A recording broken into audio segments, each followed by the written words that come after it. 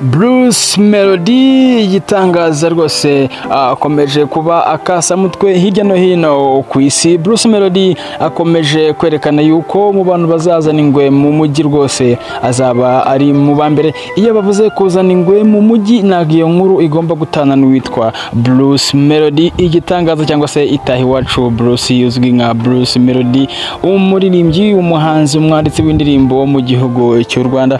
Yamaze rwose ubu ngubu kwipanga akazi, yamaze kwerekana yuko ari number 1 kugeza aho agiye mu bahanzi bakomeye muri Afurika bagiye guharanira igihembo nk'umuhanzi w'umugabo witwaye neza mu mwaka 2025 cyo bita Male Artist of the Year 2025. Ni rwose ni igihembo kizatangwa na Africa Golden Award, no kuvuga ngo nicyo gihembo bazaba bahanira nk'umuhanzi witwaye neza w'umunyarwanda. Ibi ni ibihembo giye gutangwa ku nshuro ya gatatu, kizatangwa ku wa gatandatu kuwa gatandatu mu kwezi kwa May 2025. no kuvuga ngo Bruce Melody azaba ahataniye ibihembo cya Golden Award mu cyiciro cy'umuhanzi w'umugabo mwiza w'umwaka, bizatangwa muri Kenya itariki 3 Gicurasi 2025.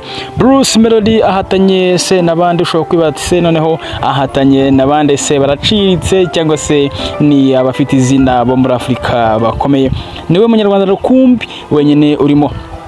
Reka tukubwire amazina yabo azaba ahanganye nabo, arimo witwa Davido, arimo witwa Wizkid, Diamond, Burna Boy n'abandi benshi cyane bo muri Afurika muri rusange, arimo ba Bien Soul, abahanzi ba Asake n'abahanzi benshi rwose bazabahatanye no witwa Bruce Melody. Gusa ni igiciro ni igitangaza, ni nibyo gikunda kubona umuhanzi w'umunyarwanda agirirwa icyizere akaba yashyirwa mu bahagomba guhatana muri Afurika mu bahanzi beza. Bisobanuye ko rwose Bruce Melody yamaze gucengera, yamaze kugoyinga viral, aho ashyirwa mu bahanzi bagomba guhatanira ibihembo nka Male Artist of the Year cyangwa se umugabo witwaye neza 2025 ubijyanye n'umuziki. Amaze kubigaragaza aho amariye gusohora album, yamaze kwerekana yuko ari umuhanzi udasanzwe, ari umuhanzi ukomeye cyane.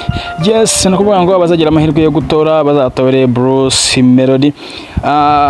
Wacha kuri www.africagoldenawards.com cyangwa se ukamanikira kuri email yabo ni info@africagoldenawards.com. Aho ngaho rwose wabasha kwitorera umuhanzi Bruce Melody igitangaza. Ngira ngo nawe kwifoto urihera ijisho Bruce Melody rwose yamaze kuba nawe yashyirwa mu baza hatana kuri Male Artist of the Year. Yes, ngaye nguko rero ibijyanye na Bruce Melody nicyo twabasha kukubwira kuri uyu munsi. Ariko mbere ho gatoya tugarutse inyuma myango mwirebeye agasho yakoze we na Joboy ku ndirimbo ye bakoranye bita Beauty on Fire, ariko yanaririmbye n'indirimbo yakoze wenyine bita Maya. Rwose ubona ko Bruce Melody ari umuhanzi ukwiye kuba yahatana ibihembo nk'ibi ngibi. Yes, nicyo gihe cyo kugira ngo ibendera ry'u Rwanda rizamuke. Ushoboye kuba yamutora na Nyarukireyo cyangwa se utabishoboye nabo bakomeze amusengere muri rusange, turebe yuko byibuze yagitwara. Nubwo bitoroshye ariko birashoboka, ariko wibuke ko Imana byose ariyo ibigena. Gusa afite isezerano yadusezeranyije avuga ati one day nawe azajya muri Grammy Award. No kuvuga ngo kabaye byatangiye gatangiye kuba yajya mu bihangange bigomba guhatanira igihembo nk'iki ngiki. Umuntu agera ku rwego rwo kuba yahatana ba Davido, ba Wizkid, ba Diamond, ba Bien Soul, ba Asake, ba Burna Boy. No kuvuga ngo ateye ubwoba ndetse arimo fresh sana.